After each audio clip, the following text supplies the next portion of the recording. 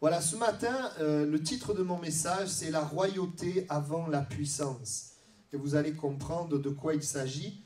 Nous lisons Juges chapitre 6, verset 2. Ce message est venu de la prière que je fais monter à Dieu particulièrement, et ces derniers temps, nous en parlons souvent, pour que nous vivions des victoires dans nos combats. Et je prie pour l'Église, particulièrement pour l'Église Toulouse-Est, même si je pense aussi aux internautes et je prie pour eux, mais je crois vraiment que Dieu veut nous donner une réalité de victoire dans des domaines de notre vie. Et je le répète, on peut être dans la victoire dans un domaine et dans la défaite dans un autre domaine. Et je crois que ça parle à chacun d'entre nous. Et en priant pour cela, bien le Seigneur a mis sur mon cœur ce message, qui je crois est aussi très important. Et concerne peut-être plus de gens encore que le message de dimanche dernier sur la louange. Parce que c'est un point qui est fondamental. Il y a dans le cœur de Dieu, et juste avant de lire Juges chapitre 6, il y a dans le cœur de Dieu, écoutez bien, un désir de manifester sa puissance dans nos vies. Un vrai désir que nous vivions sa puissance. Moi, je ne peux pas me contenter d'entendre parler de la puissance de Dieu le dimanche matin et de vivre ma vie sans jamais la voir. Ou en la voyant si peu. Nous avons un Dieu qui veut manifester sa puissance, plus que ce que tu vis, dans ton corps, dans ton cœur, dans ta famille, dans ton service, dans les domaines de ta vie. Il veut manifester sa puissance. Je dirais plus que ce que tu connais actuellement, plus que ce que je connais actuellement. Juges chapitre 6, verset 2, nous lisons. Juges chapitre 6, on peut même lire à partir du verset 1er. Les enfants d'Israël firent ce qui déplaît à l'Éternel, et l'Éternel les livra entre les mains de Madian pendant 7 ans.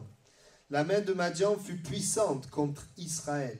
Pour échapper à Madian, les enfants d'Israël se retiraient dans les ravins des montagnes, dans les cavernes et sur les rochers fortifiés. Et au verset 13, il est dit... Gédéon dit, « Ah mon Seigneur, si l'Éternel est avec nous, pourquoi toutes ces choses nous sont-elles arrivées? Et où sont tous ces prodiges que nos pères nous racontent quand ils disent, l'Éternel ne nous a-t-il pas fait monter hors d'Égypte? Maintenant l'Éternel nous abandonne, il nous livre entre les mains de Madian. Amen. » Peut-être que tu pourrais, comme Gédéon, te poser la même question. Où est passée la puissance de Dieu? Où est passé, oui, les miracles, les prodiges? Voit-on encore la délivrance de ceux qui sont opprimés, oppressés, liés, esclaves? Voit-on encore la guérison des cœurs brisés, des corps malades? Où est passée la puissance de Dieu, la consolation, la restauration, la bénédiction, la protection, la provision, le secours, la force? Où sont passés les miracles et les prodiges? Nous sommes là dans le contexte des juges et nous sommes dans une situation où les enfants d'Israël sont sous la puissance de l'ennemi. Ils ne vivent pas la puissance de Dieu, mais ils vivent par contre la puissance de l'ennemi. Vous savez que la puissance de Dieu, elle donne la vie. Elle est créative, elle construit. Mais la puissance du diable, elle enlève la vie. Elle détruit, elle vole. Et le peuple de Dieu, à ce moment-là, non seulement ne voit pas la puissance de Dieu, mais il voit la puissance de l'ennemi. Et c'est peut-être ce que tu vis dans un domaine de ta vie. Tu peux connaître Dieu, sa puissance, et vivre la puissance de l'ennemi, vivre la destruction. Et nous allons voir ce matin un grand principe biblique. Mon message, c'est juste une pensée que je vais développer tout le long. Et la pensée, elle est celle-ci. C'est cette pensée sur laquelle le Saint-Esprit veut mettre le projecteur. La puissance que tu expérimentes est toujours celle de celui qui règne sur toi. La puissance que tu vas expérimenter parle de celui qui est le roi dans ta vie. Parle de celui qui a autorité sur ta vie. Il y a un lien entre la royauté et la puissance. Le règne de Dieu vient toujours avant sa puissance. Parce que Dieu ne régnait pas, eh bien la puissance de Dieu ne se manifestait pas. Dans ce texte que nous avons lu. Parce que Dieu n'était pas le roi, et nous l'avons lu au verset 1er, les enfants d'Israël firent ce qui déplaît à l'Éternel. Qu'est-ce que cela veut dire? Ça veut dire qu'ils ont fait ce qui leur plaisait, mais ils n'ont pas fait ce qui plaisait à l'Éternel. Et quand tu fais ce qui te plaît, tu te mets sous la puissance de l'ennemi. Lorsque tu fais ce qui plaît à Dieu, tu permets à la puissance de Dieu de se manifester dans ta vie. C'est une question d'autorité, de règne. Qui domine sur ma vie? Et nous pouvons être enfants de Dieu, croire en Jésus sans le laisser régner. Sans qu'il soit le maître, sans qu'il soit le roi, sans qu'il ait autorité, sans que sa parole soit la référence de ma vie. Si j'aime Dieu, mais que je vis comme je veux, je laisse la puissance à Satan. Mais si je vis non pas comme je veux, mais comme la parole de Dieu me le dit, comme Dieu le veut, je le laisse régner, alors je vis la puissance de Dieu. Pourquoi ils expérimentaient la crainte, la peur? Ils ne pouvaient pas être épanouis, ils étaient obligés de se cacher parce que Dieu n'était pas le roi. Pourtant c'est le peuple de Dieu, pourtant c'est un peuple qui croit en Dieu, mais Dieu ne règne pas. Les enfants d'Israël firent ce qui déplaît à Dieu. Vous savez, il n'y a personne ici, quand on aime Jésus, qui a envie de faire ce qui déplaît à Dieu. Mais pourquoi alors on fait ce qui déplaît à Dieu? Mais on fait ce qui déplaît à Dieu parce qu'il y a d'autres choses qui nous plaisent. Parce qu'il y a d'autres choses qui attirent nos cœurs. Et malheureusement, eh bien, la puissance de l'ennemi, du destructeur se manifestait. Parce que le roi, c'était eux-mêmes. C'était leur propre désir, leur propre Dieu. Tout ce qui a trait à l'indépendance de Dieu amène la royauté de Satan, la royauté de l'adversaire. Et ainsi, il permettait à la puissance de l'ennemi de se manifester et de les opprimer. C'est pas pour rien que Satan a dit à Jésus, « Je te donne tous les royaumes si tu te prosternes et tu m'adores. » Qu'est-ce que Satan était en train de faire? Il était en train de lui dire, « Moi, je te donne tout, je veux juste une chose, je veux avoir autorité sur toi. » Je veux être le roi, je veux être Dieu, je veux être le maître. Et Jésus a dit non, tu ne régneras pas sur moi. Tu adoreras le Seigneur ton Dieu et tu le serviras lui seul. Et c'est à cause de cela que la puissance accompagnait Jésus. Mais si Jésus avait finalement laissé les royaumes de la terre prendre son cœur et accepter ces royaumes pour que finalement il n'y ait plus la royauté de Dieu, croyez-moi qu'il n'y aurait pas eu de puissance. C'est toujours un combat. La puissance est liée à l'autorité qui domine sur ma vie.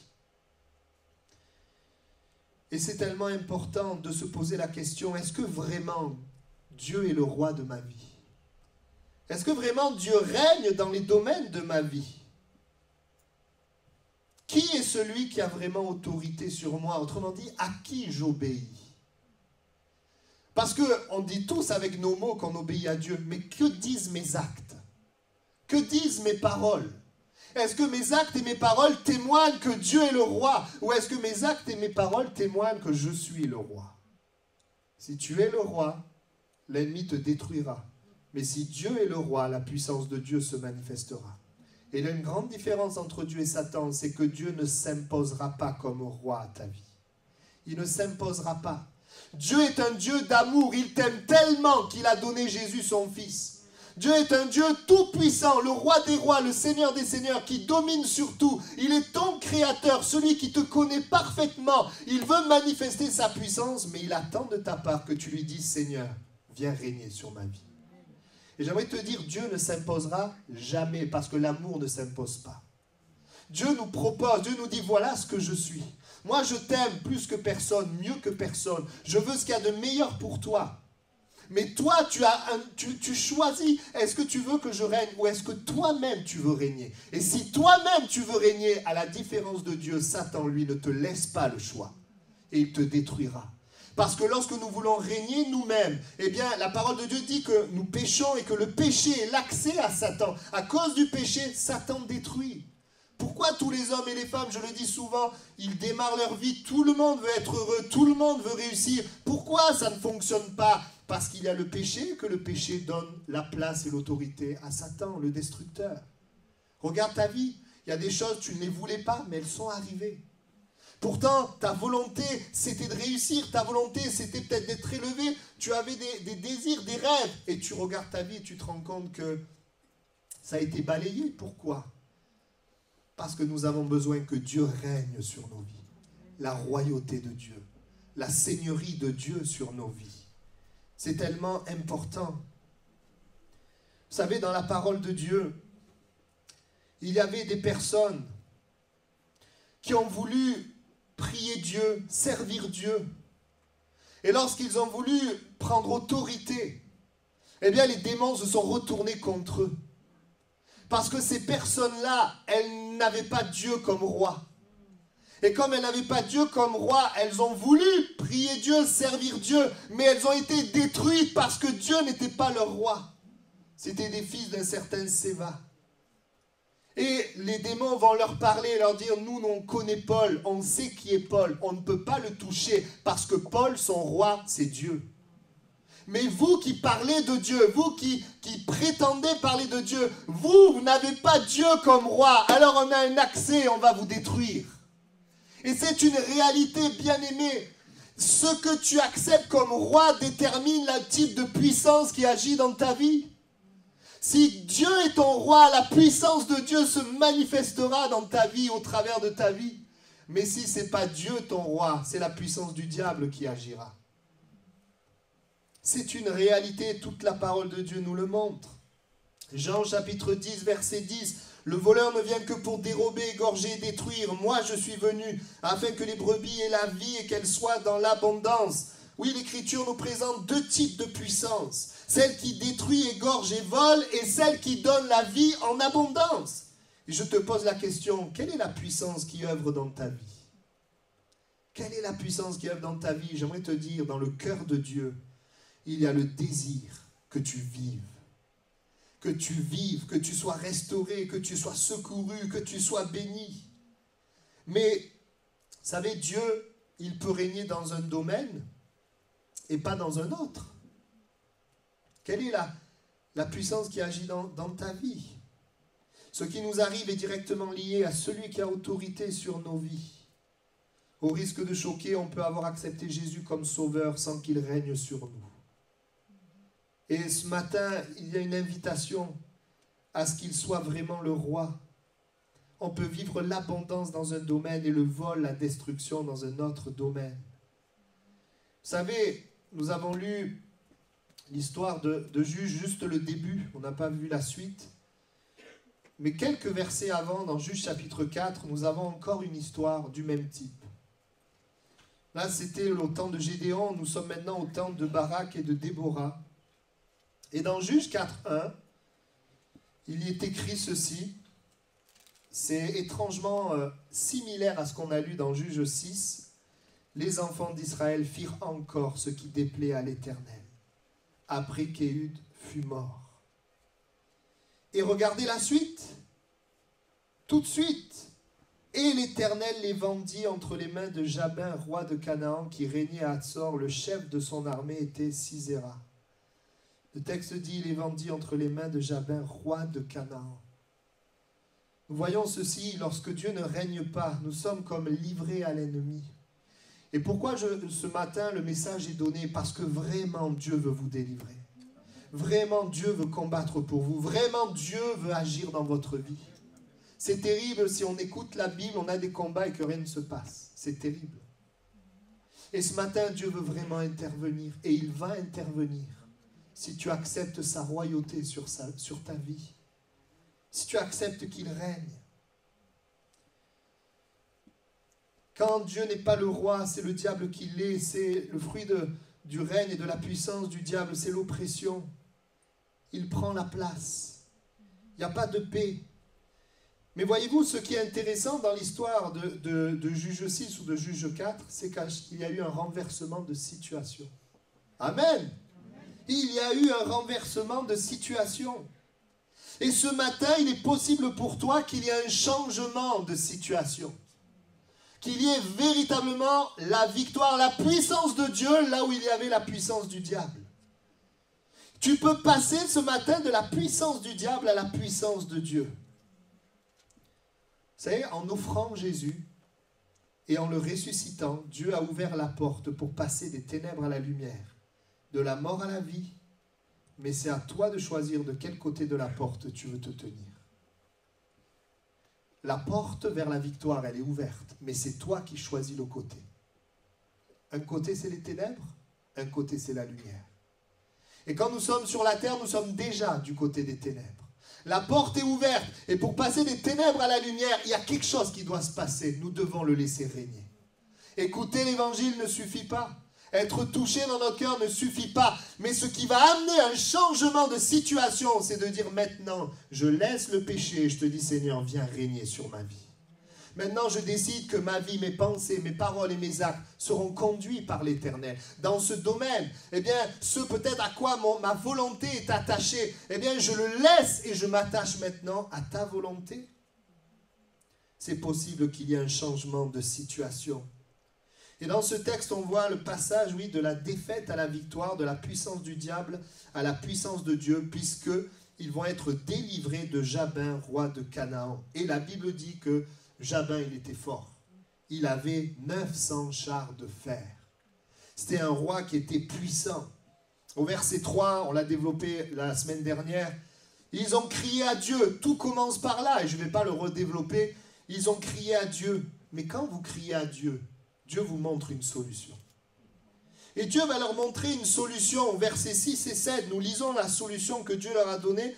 N'est-ce pas l'ordre qu'a donné l'Éternel, le Dieu d'Israël? Va, dirige-toi sur le mont Tabor et prends avec toi 10 000 hommes, des enfants de Nephtali et des enfants de Zabulon.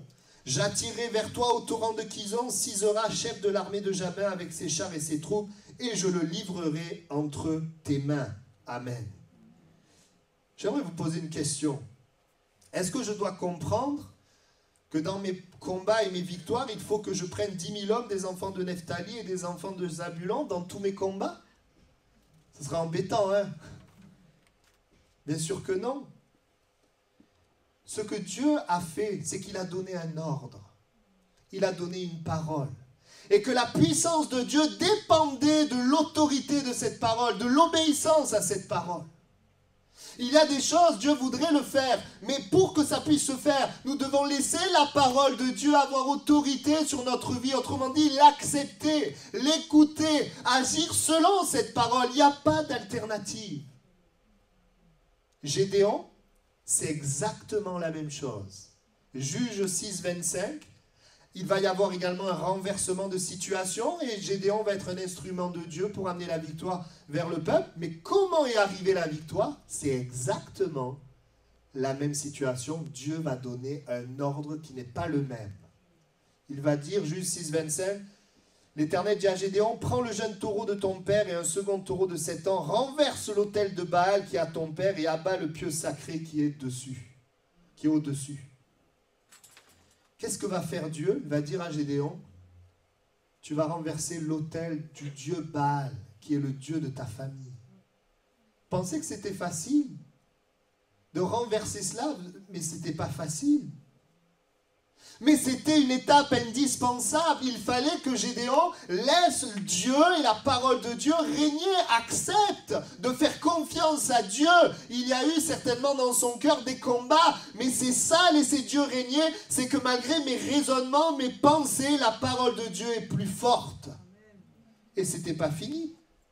Une fois qu'il a fait cela, bien sûr, Dieu va le protéger. Et Dieu va dire à Gédéon, le peuple que tu as avec toi est trop nombreux. Et il va lui demander de se débarrasser des personnes. Enfin, quand je dis se débarrasser, il va publier quelque chose en disant celui qui a peur s'en aille. Et plusieurs vont partir. Et une fois que c'est fait, il va encore donner une indication pour que le peuple soit encore plus petit. Parce que Dieu dira, je ne veux pas que ce peuple pense qu'il est délivré par sa main, mais je veux qu'il sache que c'est par la main de l'Éternel. Et je vous dis que la victoire de Gédéon, c'était l'obéissance, c'était le fait de laisser Dieu et la parole de Dieu régner.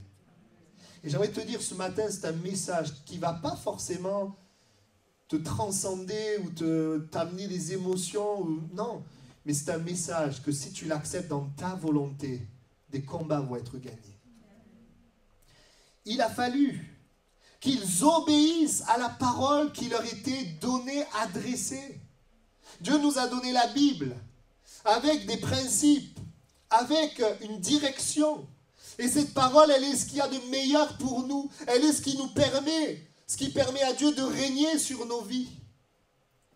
Et c'est ce que nous allons développer ce matin. Nous allons le développer parce que c'est une parole puissante qui peut nous libérer. Ce qui est important, c'est d'agir selon ce que Dieu dit. C'est ce qu'on appelle l'obéissance. L'obéissance montre qui est celui qui a autorité, qui est le roi sur ma vie. Tout le monde dit Dieu est mon roi, Jésus est mon maître, mais la vérité c'est que ce sont ceux qui obéissent parce qu'ils acceptent dans leur cœur la parole de Dieu. Ce sont ceux-là qui laissent Dieu avoir autorité sur leur vie. La Bible nous montre dans Actes chapitre 3 verset 19-20, Actes chapitre 2 verset 38, nous avons une situation similaire. Je commence avec Actes chapitre 2 verset 38. Les gens ont été touchés par Dieu. La Bible dit qu'ils ont eu le cœur vivement touché. Tu peux être là ce matin et Dieu peut te bénir, Dieu peut te faire du bien, Dieu peut répondre à des prières, Dieu peut te toucher.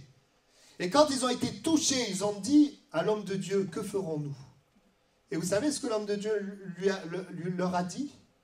Il leur a dit, repentez-vous et vous recevrez le don du Saint-Esprit. Le don du Saint-Esprit, le Saint-Esprit, on va le voir dans quelques temps là, le Saint-Esprit, c'est celui qui est à l'origine de la puissance. Et Dieu dit, tu veux la puissance de Dieu? Repens-toi. Repentez-vous et vous recevrez le don du Saint-Esprit. C'était pas j'ai eu le cœur touché et je reçois le don du Saint-Esprit. Non, c'est d'abord repens-toi. Et ça veut dire quoi se repentir? Se repentir, c'est j'allais dans une direction, la mienne, j'étais le roi, je décide d'aller dans l'autre direction qui n'est plus la mienne, qui est la sienne, il est le roi. C'est quand il y a la royauté de Dieu que la puissance de Dieu se manifeste. Et je vous dis, alors que je priais, c'est comme si le Seigneur me disait, beaucoup, ils seront libérés, j'agirai lorsque je serai le roi. Lorsqu'ils croiront en moi, ils croiront dans ma parole véritablement. Pas du bout des lèvres, mais dans leur acte. Il y a une puissance dans la parole de Dieu. Repentez-vous et vous recevrez le don du Saint-Esprit. Pourquoi? Parce que si tu es touché par Dieu, mais que tu ne te détournes pas du péché, cela veut dire que Jésus est mort sur la croix pour rien. Parce qu'en fait, Jésus est mort sur la croix pour nous délivrer du péché. Pas pour qu'on vive une vie de péché avec Dieu qui est avec nous, non. Il est mort pour nous délivrer du péché. Le péché lui a coûté la vie, afin que nous puissions vivre libres du péché.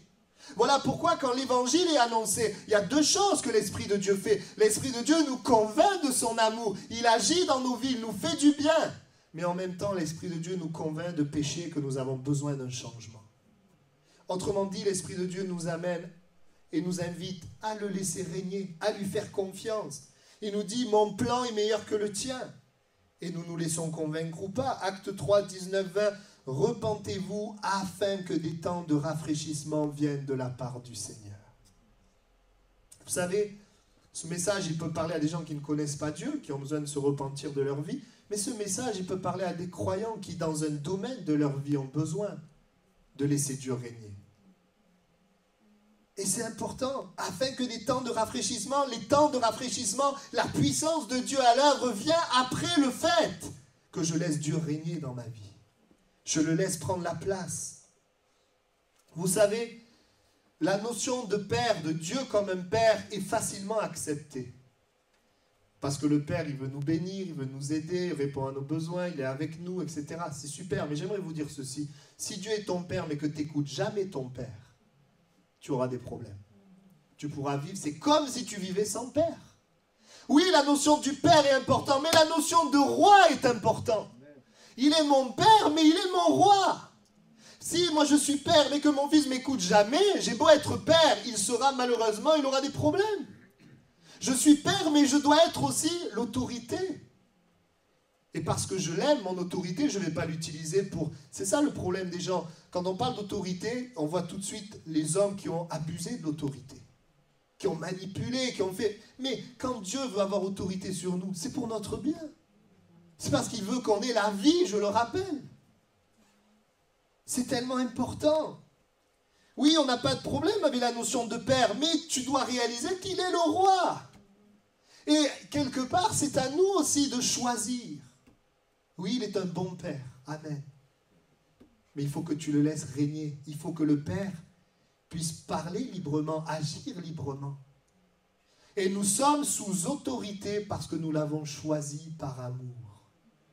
Alléluia. C'est tellement important.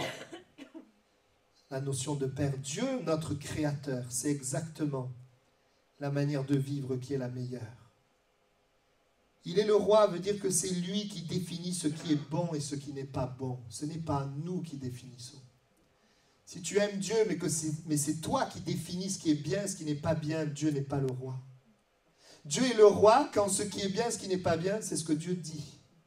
Et la Bible nous dit, par exemple, dans Galates 5, 19, 20, il est parlé des œuvres de la chair qui sont opposées à Dieu. La Bible dit que ceux qui commettent de telles choses n'hériteront point le royaume de Dieu. Ça veut dire que ce sont des choses qui montrent que Dieu ne règne pas.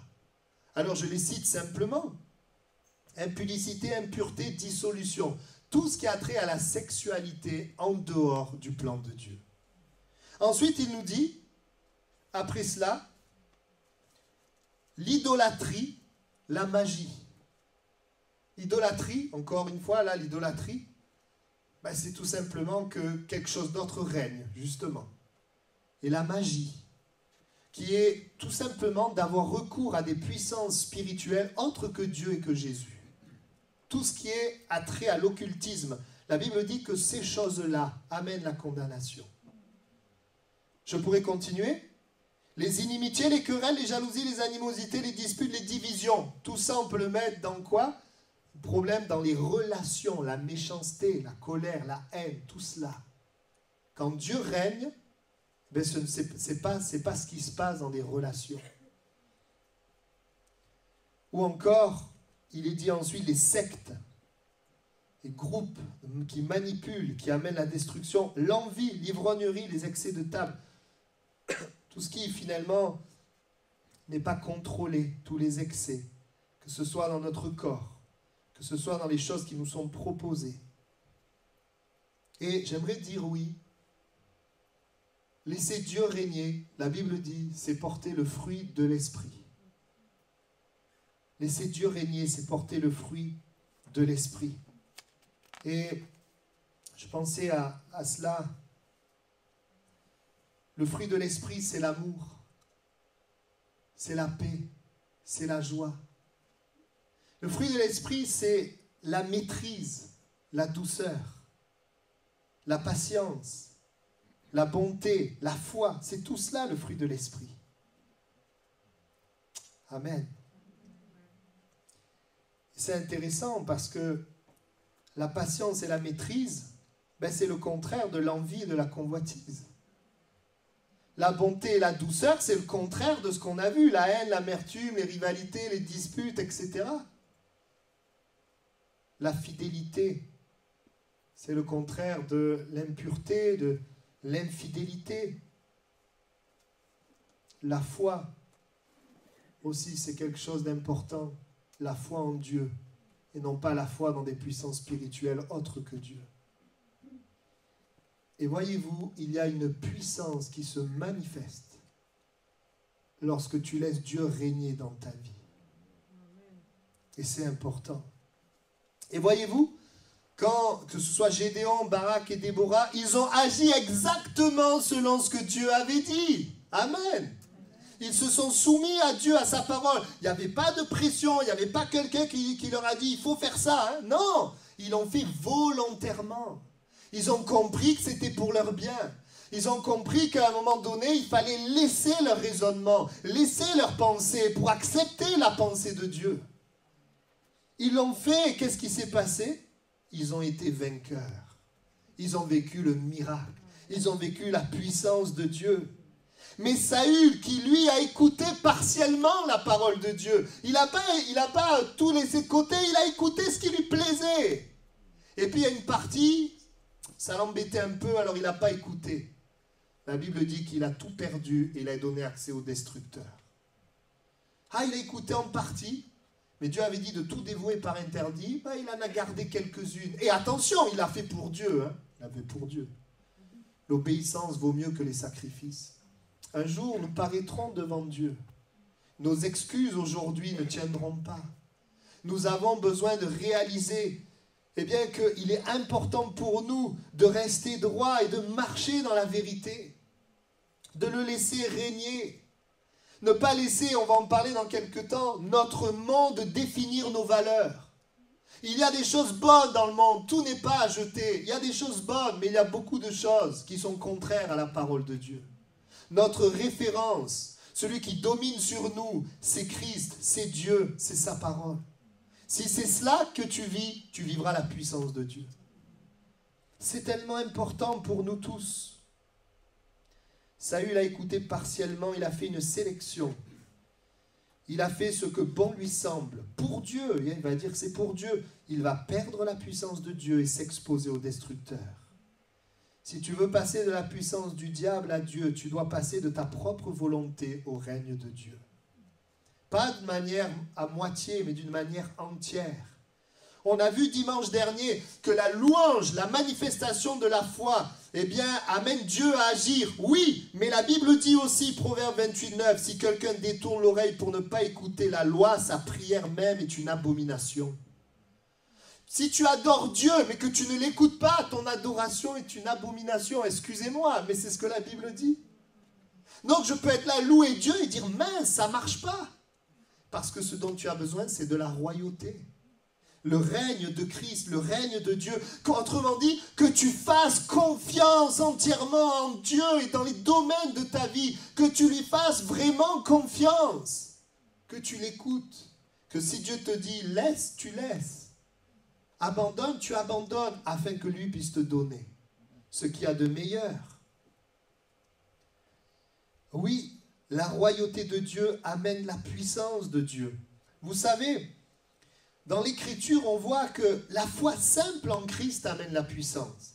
Pour quelqu'un qui ne connaît pas Dieu, qui ne connaît pas Jésus, s'il croit en Jésus simplement, s'il croit dans le message de la croix, la puissance de Dieu se manifeste. Pourquoi? Parce que la mort de Jésus, c'est qu'il fait ce qui est juste, il meurt, et la résurrection de Jésus, c'est la puissance de Dieu sur tout ce qu'il a porté, le péché, la maladie, etc. Et donc, un homme, une femme qui ne connaît pas Dieu, ne connaît pas Jésus, qui croit simplement, la puissance de Dieu se manifeste. Mais quand tu connais Dieu, quand tu as déjà vécu la puissance de Dieu, il y a à un moment donné une responsabilité. Ou à un moment donné, vous savez, quand je connais Dieu, Dieu va vouloir faire plus, va vouloir nous éclairer. Et l'éclairage, on peut l'accepter ou on peut le rejeter. La Bible dit qu'à un moment donné, dans l'Église, il y avait beaucoup de malades. Il y avait beaucoup de malades, pas parce que Dieu n'était pas puissant, mais il y avait beaucoup de malades parce que plusieurs croyants prenaient la Sainte Seine indignement. C'est-à-dire que plusieurs croyants faisaient des choses contraires à ce que Dieu voulait. Et donc, on voit que là, la puissance de Dieu ne se manifeste plus. Ce n'est pas la même chose quand tu es un nouveau croyant et un croyant qui a été éclairé. Quelqu'un qui n'a pas été éclairé, quelqu'un qui est éclairé, c'est une responsabilité différente. Quelqu'un qui est éclairé, s'il résiste à Dieu, il s'endurcit. Quelqu'un qui est éclairé, qui accepte la parole de Dieu, Dieu le libère. Et les choses se passent. Il y a une responsabilité. N'importe qui peut goûter au royaume de Dieu, à la puissance de Dieu pour guérir, délivrer, transformer. Mais une fois qu'il a agi avec puissance, si tu veux continuer à vivre dans sa puissance, tu as besoin de lui laisser la place du roi. Regardez l'exemple frappant des disciples.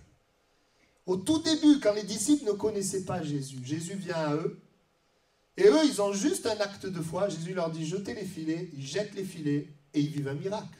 La pêche miraculeuse. C'est extraordinaire. Mais la puissance a continué. Pourquoi? Parce qu'ils ont tout laissé pour suivre Jésus. La royauté, ils ont accepté la royauté et ça leur a permis de délivrer, d'être des instruments pour délivrer les démoniaques, pour apporter la guérison et la bonne nouvelle. Mais le jeune homme riche qui est venu vers Jésus, qui voulait le salut, Et Jésus, la Bible dit, il l'aima. Jésus l'aima. Mais il lui dit quoi, Jésus? Il lui dit, va, vends ce que tu as, donne-le aux pauvres. Tu auras un trésor dans le ciel. Suis-moi. Autrement dit, Jésus lui dit, laisse-moi régner et tu vivras la puissance. Il n'a pas laissé régner, il n'a pas vécu la puissance. Les disciples, au début, ils ont juste fait un acte de foi, ils ont vécu la puissance, mais tout ce qu'ils ont vécu après, c'est parce qu'ils ont laissé poursuivre Jésus. Et il y a des choses, nous voulons les vivre, mais ça passe par sa royauté. Ça passe par sa seigneurie, le fait qu'il règne sur nous. Parce que la puissance fait partie du royaume. Si tu viens comme visiteur, eh bien c'est bien l'expérience de puissance, mais ça ne reste pas. Pour que ça reste, pour que ça se reproduise, tu as besoin de faire partie de ce royaume, d'être sous l'autorité d'un roi. Tu as besoin d'être sous l'autorité du roi. Et la Bible nous dit que la puissance de Dieu est amenée par le Saint-Esprit, Actes chapitre 1, verset 8. Vous recevrez une puissance quand le Saint-Esprit viendra sur vous. Acte 1, 8 nous montre que la puissance de Dieu est amenée par le Saint-Esprit. Et l'Esprit, c'est celui qui nous amène à la nouvelle naissance. La Bible dit que nous naissons de nouveau par l'Esprit. Et nous sommes remplis lors du baptême de l'Esprit. Amen. C'est une chose que d'expérimenter la puissance de Dieu. C'est autre chose de la vivre d'une manière régulière. Pourquoi? Eh bien, certes, la puissance, le Saint-Esprit agit puissamment, mais qu'est-ce qui va faire que dans ma vie, je vois la puissance de Dieu se manifester? Eh bien, c'est la manière dont je vais considérer l'auteur de la puissance. La manière dont je vais considérer le Saint-Esprit, la place que je vais lui donner, va déterminer ce qu'il va faire. Vous savez, l'Esprit est un gentleman. Si tu l'invites dans ta maison, c'est très bien, mais tu l'invites en tant que quoi? Si le Saint-Esprit, c'est un étranger, si tu vis ta vie, tu entends parler du Saint-Esprit, tu lui dis viens, mais que dans ta vie, tu ne penses jamais, il est comme un étranger, ben il ne fera rien. Si le Saint-Esprit est un invité, c'est-à-dire que tu l'appelles de temps en temps, tu lui dis écoute là, dans ce domaine-là, j'aimerais bien que tu fasses quelque chose. Vous savez ce qu'il va faire? Ben, il va agir dans le domaine que tu lui demandes. Mais si le Saint-Esprit dans ta maison, c'est le roi, c'est le maître, eh bien, il pourra faire et accomplir le plan qu'il a prévu pour ta vie. Ça ne sera pas juste des réponses à des prières à un moment donné, mais il va diriger ta vie, il va conduire ta vie, il va se manifester dans les domaines de ta vie. Alors, où je veux en venir? Oui, quand nous acceptons Jésus, le Saint-Esprit agit, guérit, délivre, il sauve, c'est merveilleux. Mais une fois qu'on a accepté, vous savez ce que dit la Bible? 1. N'attristez pas l'Esprit. 2. N'éteignez pas l'Esprit. 3. Marchez selon l'Esprit. Autrement dit, n'attristez pas l'auteur de la puissance. N'éteignez pas l'auteur de la puissance. Marchez selon l'auteur de la puissance. Et si vous faites ça, vous verrez la puissance. Mais si je l'attriste, si je l'éteins, et si je marche selon la chair et non selon l'Esprit, eh bien, je ne vais pas voir sa puissance à l'œuvre dans ma vie. Et c'est cela la seigneurie de Christ. C'est la seigneurie de l'Esprit, parce que le Seigneur, c'est l'Esprit qui amène la puissance de Dieu dans nos vies. C'est pour ça, je l'ai dit tout à l'heure, que parmi les croyants, il y avait des malades. Parce que prenaient le repas du Seigneur indignement. Il n'était pas le Seigneur, et la puissance de Dieu était empêchée de se manifester. Vous savez que dans le Nouveau Testament, le mot sauveur, Jésus sauveur, apparaît 24 fois. Mais le mot Seigneur apparaît 667 fois. Jésus n'est pas juste un sauveur, Jésus c'est le Seigneur. Et si tu acceptes pas un Jésus sauveur, un Jésus Seigneur, là tu vas avoir des victoires dans tes combats. Il y a un temps pour tout, et vous me connaissez, vous savez, je prêche que Dieu manifeste son amour, sa grâce, sa bonté, qu'il agit. Et c'est vrai, et c'est merveilleux. Mais il y a des moments aussi où le Seigneur nous dit, je suis mort à la croix pour régler le problème du péché. Je ne suis pas mort pour que tu continues ta vie de péché en continuant, en te disant que tu m'aimes. Je suis mort pour que vraiment les choses changent. Je suis mort pour être un roi. Il est le roi des rois, il est le Seigneur des seigneurs, il est le maître. Et la notion de père est indissociable de la notion de maître. Amen. Vous savez, Jésus leur a dit à ses disciples, et il a attendu que Judas s'en aille. Il n'a pas dit quand Judas était là. Il a dit à ses disciples, je ne vous appelle plus serviteur, je vous appelle ami. savez quoi? C'est intéressant. L'amitié, elle est pour ceux qui d'abord ont accepté la royauté. Parce que des serviteurs sont des hommes et des femmes qui ont accepté la royauté. Il n'y a pas d'amitié sans avoir accepté la royauté de Christ. Et c'est intéressant, vas-y, je vous appelle amis. Il y a quelque chose qui se développe dans l'intimité. Il n'y a pas d'intimité avec Dieu sans royauté. L'intimité se développe d'abord dans le fait qu'il est roi. Et bien sûr, il est roi avec cette notion de père. C'est un bon roi, je voudrais le rappeler. Il n'y a pas de meilleur. Vous savez, si l'humanité a pu connaître la puissance de Dieu, nous avons pu être sauvés, j'ai pu être sauvé, tu as pu être sauvé. Si toute l'humanité a pu connaître la puissance de Dieu, c'est parce que Jésus était sous l'autorité de son Père. À un moment donné, il a dit non pas ma volonté, mais ta volonté. Si Jésus avait dit ma volonté, il n'y aurait pas eu de puissance, pas eu de salut. Mais la puissance du salut s'est manifestée parce qu'il a dit non pas ma volonté, mais ta volonté. Parce que Jésus lui-même nous a montré le chemin. Il nous a montré que lui-même était soumis au Père et qu'il ne faisait rien de lui-même. Il faisait ce que le Père lui disait de faire. Et c'est le chemin que Dieu nous montre. Et c'est le chemin de la liberté, c'est le chemin de la victoire. Et je prie que le Saint-Esprit touche nos cœurs, touche notre volonté. C'est ce qu'il veut faire. On ne veut pas faire coïncider Dieu à ma volonté où moi je suis le maître, mais je veux changer ce que je pense pour faire la volonté de Dieu. Oui, le Seigneur ne tarde pas dans l'accomplissement de la promesse comme quelques-uns le croient. Il use de patience envers vous, ne voulant qu'aucun périsse, mais voulant que tous arrivent à la repentance. Dieu veut que tous arrivent à la repentance. Autrement dit, le passage du moi Seigneur à Jésus Seigneur. Ça, c'est la repentance. Me détachant, abandonnant ce qui n'est pas de Dieu, de la parole de Dieu, de Christ, pour m'attacher à ce qui est de Dieu. C'est pour ça que l'Écriture nous dit, et je vais parler quelques instants du monde, ne vous conformez pas au siècle présent, mais soyez transformés par le renouvellement de l'intelligence, afin que vous discerniez quelle est la volonté de Dieu, ce qui est bon, agréable et parfait. Le texte dit, ne vous conformez pas au siècle présent. Ça ne veut pas dire qu'on vit comme des ermites loin du monde. Quand il dit ne vous conformez pas au siècle présent, ça veut dire ne pas laisser les choses contraires à Dieu être des références pour nous. Et nous sommes dans un monde où le prince c'est le diable et nous sommes constamment dans le monde tous les jours. Donc que nous le voulions ou pas, nous sommes influencés par le monde. C'est pour ça qu'il est important pour nous de venir sous l'influence de Dieu. C'est pour ça qu'on vient à l'église. C'est pour ça qu'on ouvre la Bible. C'est pour ça qu'on se tourne vers lui. Parce qu'on veut s'exposer à la vérité, à la parole de Dieu, à la volonté de Dieu. Parce qu'en s'exposant, c'est ce qui nous permet déjà de se distinguer, de distinguer le monde et ce qui est de Dieu. Si je suis jamais au contact de Dieu, je suis dans le monde, eh bien, je vais sans m'en rendre compte faire des choses contraires à Dieu. Alors oui, Dieu nous a donné la conscience et ça nous aide. La conscience nous aide à voir ce qui est bien de ce qui est mal. Mais il a donné la conscience et il a donné la parole. Et plus je vais être au contact de la parole, plus je vais être éclairé. Et ensuite, j'ai un choix. Soit j'écoute ce que Dieu dit, ou soit je continue sur ma voie. Nous sommes dans un monde. On ne va pas sortir du monde. Mais ce n'est pas les informations, la vie de la majorité et les systèmes qui sont les repères pour notre vie. C'est la parole de Dieu que j'étudie, que je médite. Ne savez-vous pas que l'amour du monde est inimitié contre Dieu? Alors, je fais juste une parenthèse, je l'ai déjà fait, je le répète pour certains. Quand il dit « n'aimez pas le monde », on ne s'agit pas des gens, parce que Dieu a tant aimé le monde qu'il a donné son Fils. Nous aimons les gens. Nous aimons les gens, nous aimons le monde dans ce sens. Nous aimons les personnes pécheresses, perdues, avec leurs problèmes, mais aussi les personnes, vous savez, c'est des êtres créés par Dieu. Et il y a dans leur vie des choses qui sont bonnes, je dirais, même si c'est humain.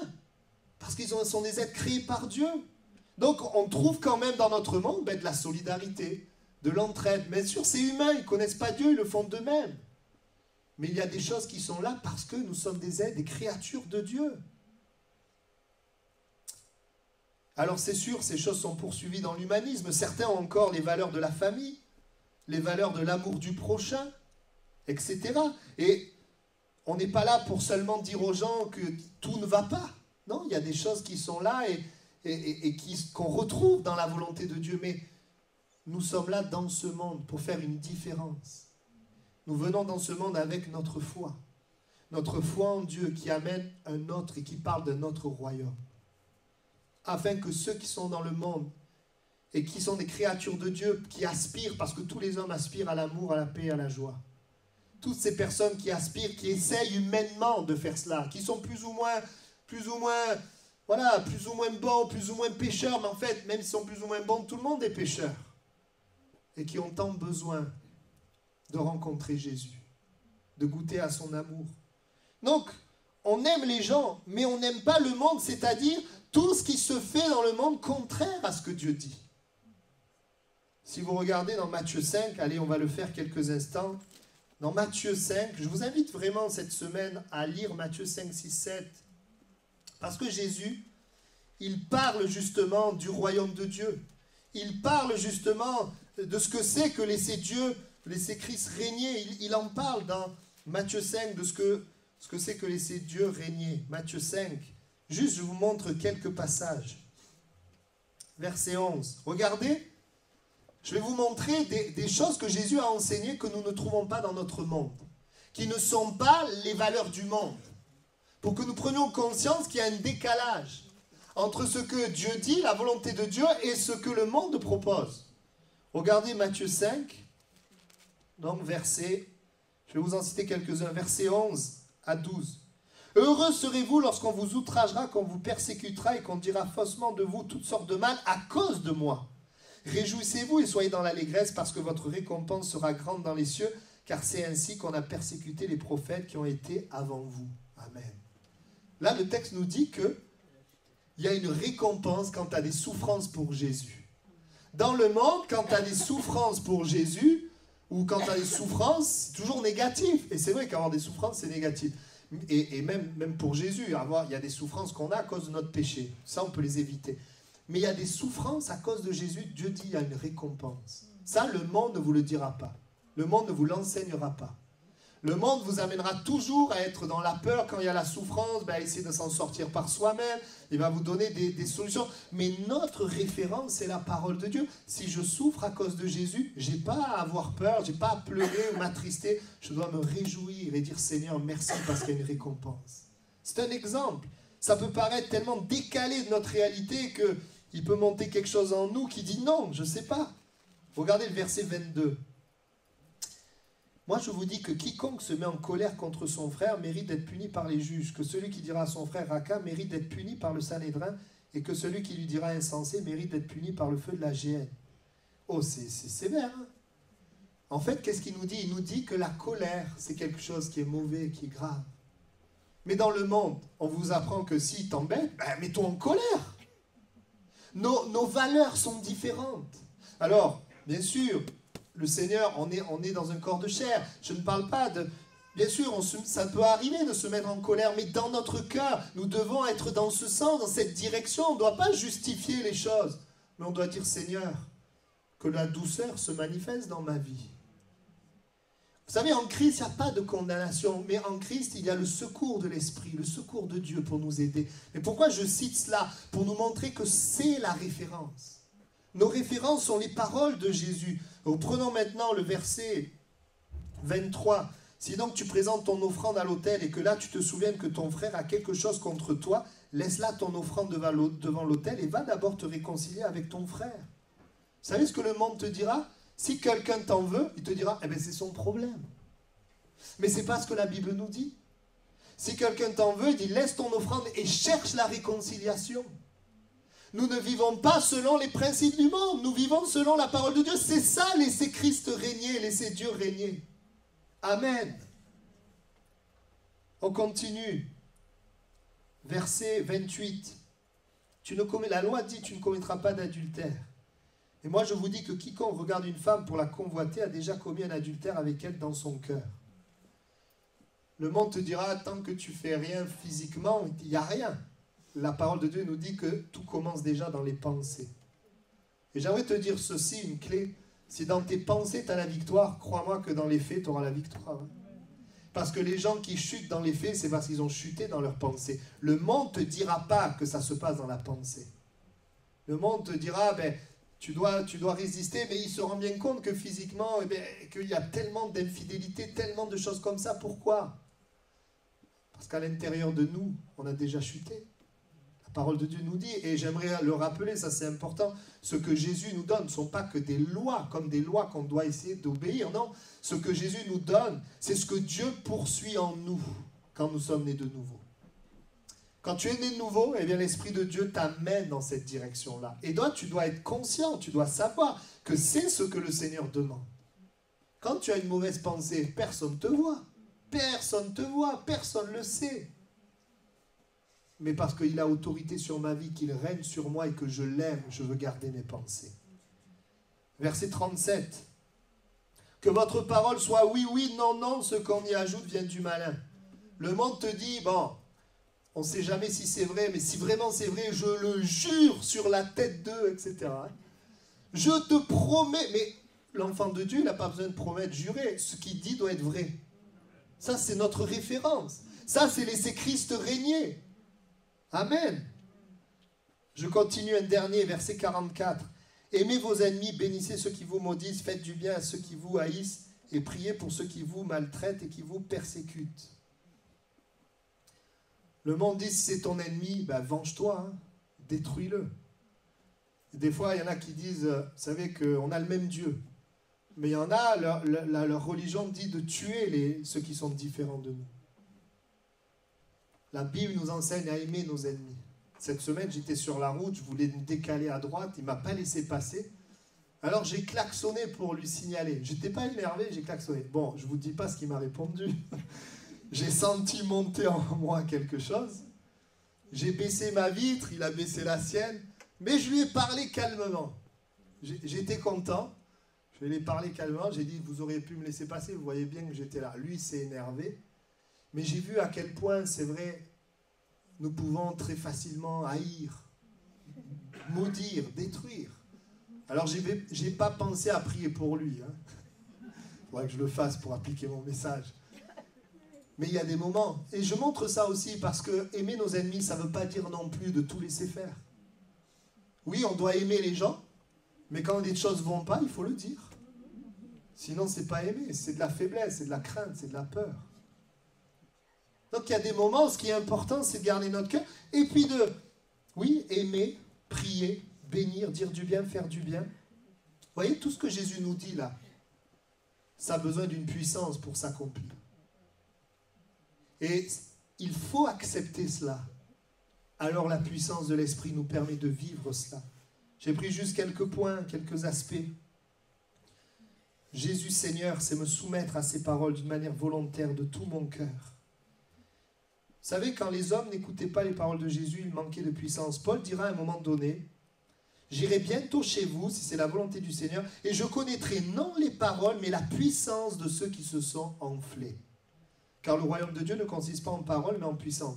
En substance, Paul dit, « Je verrai la puissance. » C'est comme s'il disait, « Je sais qu'il manque de la puissance. » Pourquoi? Ben, vous le voyez au verset qui suit. On entend dire généralement qu'il y a parmi vous de l'impudicité, et une impudicité telle qu'elle ne se rencontre même pas chez les païens. C'est au point que l'un de vous a la femme de son père. Donc il relève là le péché, les œuvres de la chair. Même si dans les églises de Corinthe, il y avait certains dons où Dieu pouvait agir, certes, mais là il parle d'un manque de puissance. Je connaîtrai, je verrai la puissance de ceux qui se sont enflés. Il parle, et il y avait dans cette église-là aussi de mauvaises choses qui étaient là, contraires à la parole de Dieu. Alors j'aimerais juste mettre une nuance, parce que nous avons pu déjà voir des prédicateurs prêcher que Dieu agit et eux-mêmes, dans un domaine de leur vie, désobéir à Dieu. Et pourtant, ils prêchent, et pourtant la puissance de Dieu se manifeste. C'est arrivé ça. Et on peut se dire, ah ben alors pourquoi?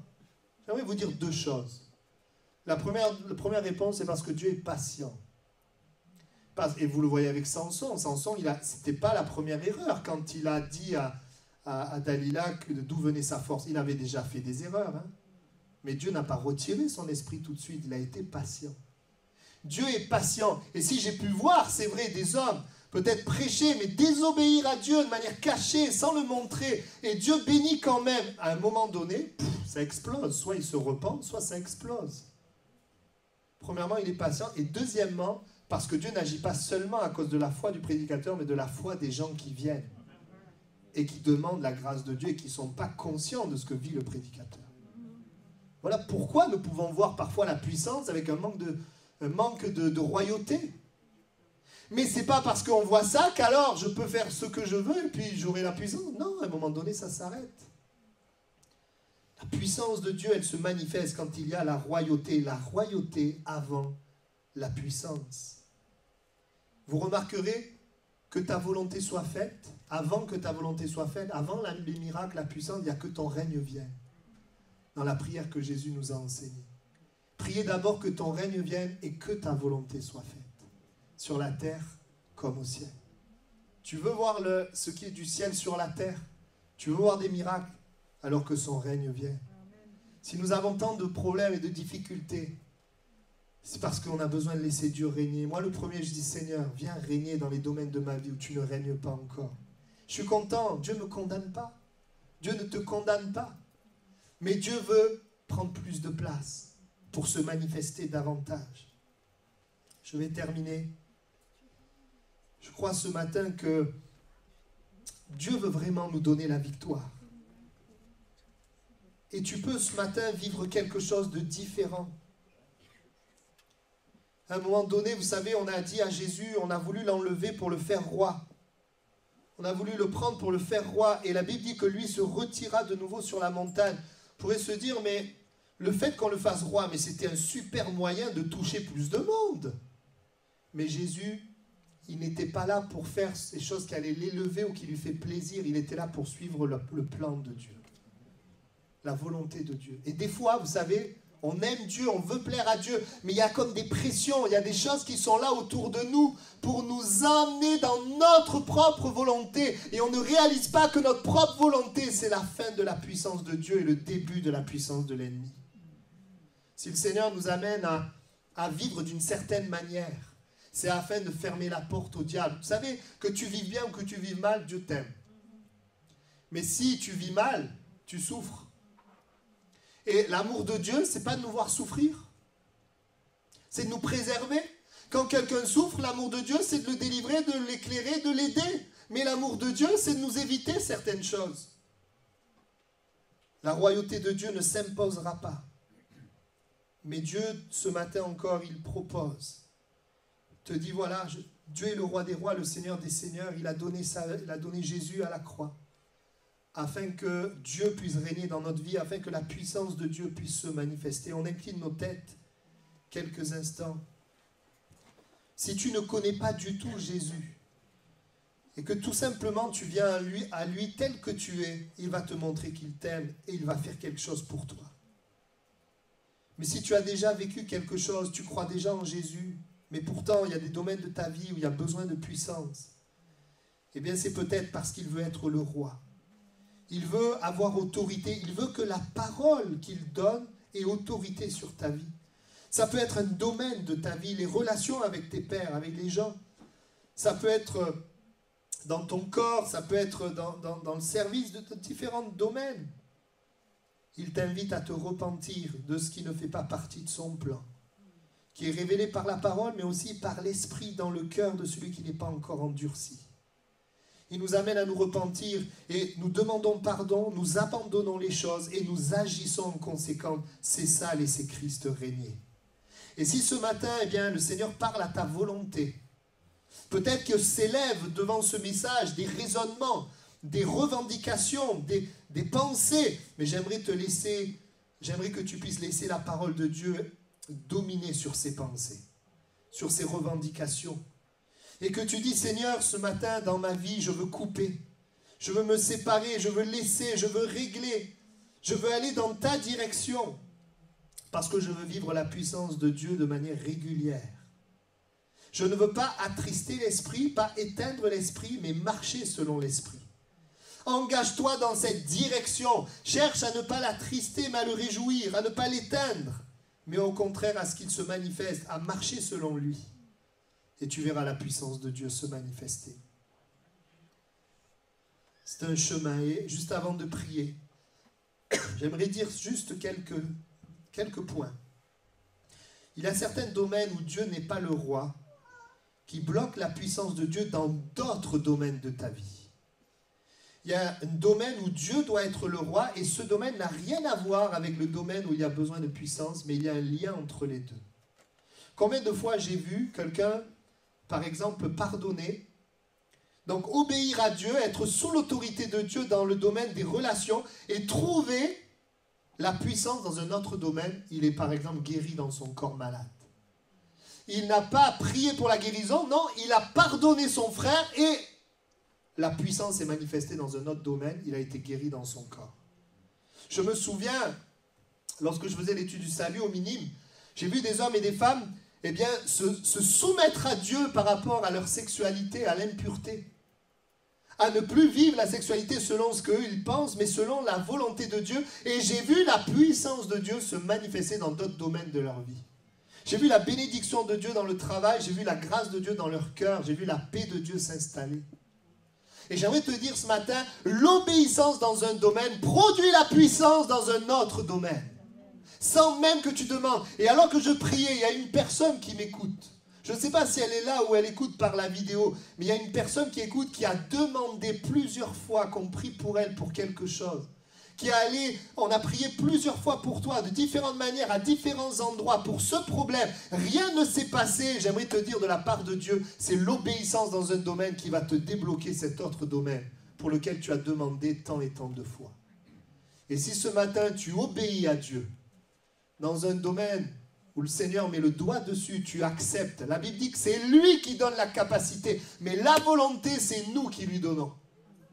Si tu veux, alors Dieu peut. Peut-être tu dis, mais moi, j'y arrive pas. Pasteur, j'y arrive pas, c'est trop dur, c'est difficile. Ce sont des raisonnements. Dieu ne te demande pas d'y arriver. Dieu te demande de croire, de le vouloir, et lui va le faire au travers de toi. Ce sont des raisonnements. Alors si tu es concerné, eh bien, dis-lui, Seigneur, sois le roi. Et je termine. Dieu est Dieu. Personne ne t'aime comme lui. Il est le seul qui a donné Jésus pour toi. Personne n'est puissant comme lui. Personne n'est bon comme lui. Il est riche en bonté. Personne n'est saint comme lui. Et personne ne te connaît comme il te connaît parce qu'il est ton créateur. Il est le roi des rois, le seigneur des seigneurs, mais ton péché lui a enlevé la place de roi dans ta vie. Et ce matin, eh bien, par la foi, tu peux lui redonner la place de roi. Tu crois en Jésus et tu dis, Seigneur, je me soumets à toi. Alors sa puissance va devenir une réalité. Si tu es concerné, simplement, tu peux te lever à ta place et je vais prier. Je vais prier pour toi. Et nous terminons ce culte. Tu peux te lever maintenant si tu es concerné.